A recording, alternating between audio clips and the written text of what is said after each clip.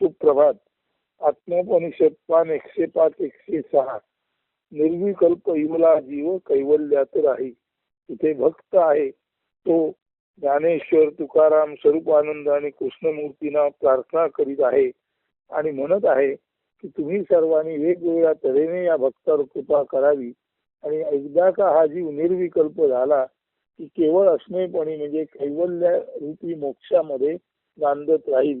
त्यासाठी आपण सर्वांनी कृपा करावी.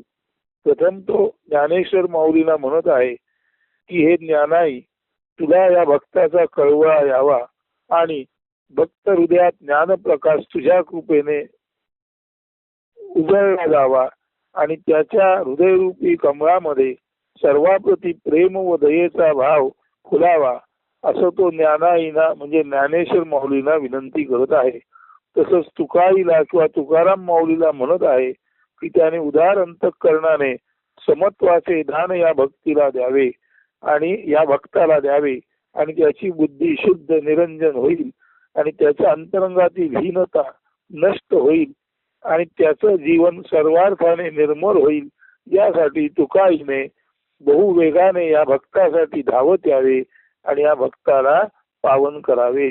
तसेच स्वरूपानंदांनी म्हणजे स्वरूपाईने सुद्धा या भक्ताच्या हृदयात शांत आणि मौन भावे वस्ती करून भक्ताच्या हृदयात स्वरूपानंदांनी त्यांचा अमृतानुभव किंवा त्यांचा आत्मानंद भोगावा आणि त्यांनी भोगलेला अमृतानुभव किंवा आत्मानंद भक्ताच्या हृदयात बसून भोगल्यामुळे अर्थातच त्याची भक्तालाही प्राप्ती होईल आणि तो अमृतानुभव किंवा आत्मानुभव भक्ताच्या ओठातून गीत रूपाने आणि लेखणी रूपाने अर्थातच अक्षर परब्रह्म किंवा अविनाशी तत्व म्हणून गीतात आणि लेखनीत त्याच्या हा आत्मानंद अमृतानुभव स्वरूपाईंच्या कृपेने यावा.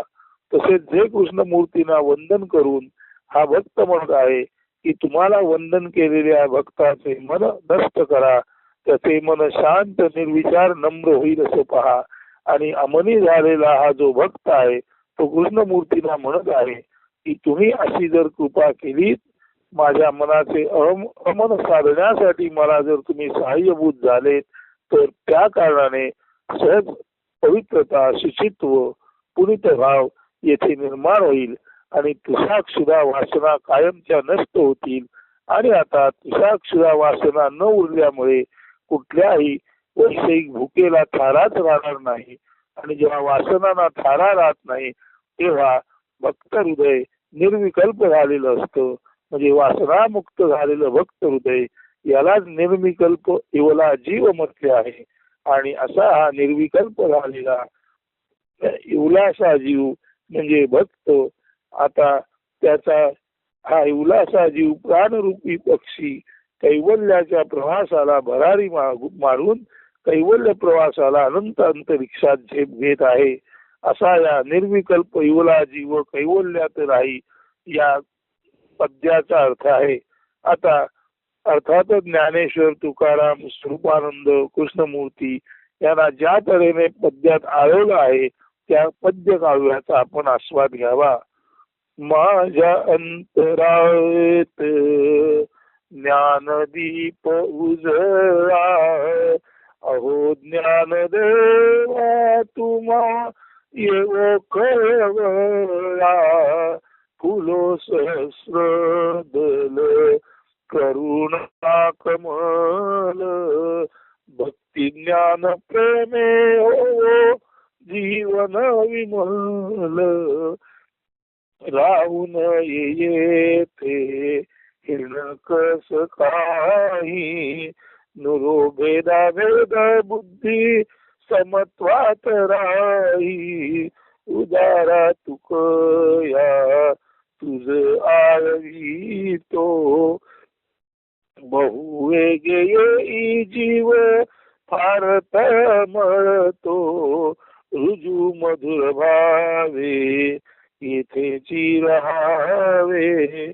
अगा स्वरूपाई शांत मौनात स्पंदावे, अंतरीचे तेच स्पंद मज ओठी आवे, सहज भावेल कणित अमृत जरावे बा कृष्णमूर्ती तव चरणी नमन नमनात सहज जीवन पावन तू साक्षुरा इच्छा निर्वासित होई निर्विकल्प इवला जीव कैवल्यात राही निर्विकल्प इवला जीव कैवल्यात राही. म्हणजे ज्ञानाईने भक्ताच्या हृदयात ज्ञानदीप उजळावा आणि करुणारूपी सहस्रदल कमल भक्ती ज्ञान प्रेमाने त्याचं जीव आणि करुणारूपी सहस्रदल कमल भक्त हृदयात फुरून भक्त हृदयात उमलून भक्ती ज्ञान प्रेमाने या भक्ताचं जीवन विमल निर्मल व्हावं. म्हणजे ज्ञानदेवाना भक्ताचा कळवळा यावा, त्याने ज्ञानरूपी दीप भक्ताच्या हृदयात उजळावा आणि भक्ताच्या हृदयात सहस्रदल करुणा कमल म्हणजे अनंत अनंत करुणा असलेला भाव भक्ताच्या हृदयात जागृत व्हावा आणि भक्ती आणि ज्ञान तसंच प्रेमाने या भक्ताचं जीवन विमल म्हणजे परिपूर्ण शुद्ध शुद्ध व्हावं. तुकारामाने सुद्धा बहुवेगाने येऊन या भक्ताला जवळ करावं आणि याच्या हृदयात काही हिणकस राहणार नाही, याची भेदानातील बुद्धी नष्ट होऊन हा नेहमी समत्वात राहील असा आशीर्वाद तुकारामाने भक्ताला द्यावा. रुजू मधुर व्हावे म्हणजे अत्यंत प्रेमळ आणि गोड भावाने स्वरूपाईने या भक्ताच्या हृदयात येऊन त्यांचे शांत आणि मौन असे जे आत्मज्ञान स्पंदन आहे म्हणजे आत्मज्ञानाची रुची ते घेत आहेत, अमृतानुभव ते घेत आहेत, आत्म्याचा रस ते घेत आहेत आणि असा आत्मरस घेता घेता ते शांत आणि मौनात आहेत आणि अशा स्वरूपाईने स्वरूपानंदाने भक्ताच्या हृदयात शांत मौन भावे बसून आत्मानंद रसपान करावे आणि त्या आत्मानंद रसपानाची प्राप्ती स्वाभाविकच भक्ताला व्हावी आणि त्याच्या मुखातून आणि लेखणीतून तो आत्मानंद रस सहजपणे प्रवाहित व्हावा. आणि कृष्णमूर्तीला भक्त म्हणत आहे, तुमच्या चरणाशी नमन झाल्या कारणाने माझं जीवन सहज पावन झाले आहे. आता मनाचा कोणताही भाव उरला नाही, तुषाक्षुधा इच्छा इथे उरल्या नाहीत. म्हणजे या देहामध्ये तुषाक्षुधा इच्छा राहण्याची जागाच नाही आणि तुषाक्षुधा इच्छा निर्वासित झाल्या, त्यांना राहायची जागा नसल्यामुळे हा उलाला जीव कैवल्याने पुनित झाला आहे, केवळ असल्याने मोक्षाला पावला आहे आणि आता हा कैवल्य प्राप्त जीव अत्यंत वेगाने अंतरिक्षात आनंद भरारी घेत आहे. तर असं ज्ञानाई, तुकाई, स्वरूपाई आणि कृष्णाई म्हणजे जे कृष्णमूर्ती यांच्याकडे भक्ताने जे मागणं मागितलं आहे ते मागणं प्राप्त झाल्यामुळे भक्त सद्गदित अंतःकरणाने या चार कडव्यात त्यांची स्तुतीही करत आहे, त्यांना वंदनही करीत आहे आणि देवाची परमेश्वराची स्तुती वंदन करता करता तो स्वतः पवित्र झाल्याचा भावही त्याला प्राप्त होत आहे. अस्तु. धन्यवाद. चिंतनात राहा. सुदिन सुप्रभात.